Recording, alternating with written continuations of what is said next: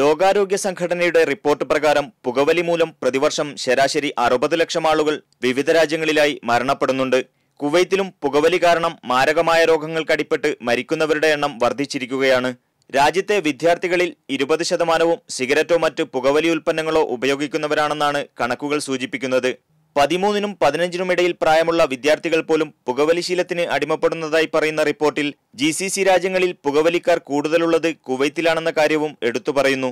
പുകവലി ശീലത്തിൽ നിന്ന് ആളുകളെ രക്ഷപ്പെടുത്തുന്നതിനായി 1980 മുതൽ കുവൈത്ത് പുകവലി വിരുദ്ധ സമിതി എന്ന പേരിൽ പ്രത്യേക സംഘടന രാജ്യത്ത് പ്രവർത്തിക്കുന്നുണ്ട്.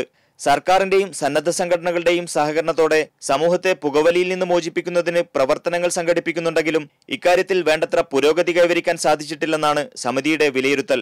പുകവലി കാരണം ക്യാൻസർ പോലുള്ള മാരക രോഗങ്ങൾ പിടിപെട്ടവരെ വിദേശ രാജ്യങ്ങളിലും മറ്റും കൊണ്ടുപോയി ചികിത്സിക്കുന്നതിന് ഭീമമായ തുക രാജ്യത്തിന് പ്രതിവർഷം ചെലവ് വരുന്നതായും പുകയില വിരുദ്ധ ദിനത്തോടനുബന്ധിച്ച് പുറത്തിറക്കിയ റിപ്പോർട്ട് വ്യക്തമാക്കുന്നു.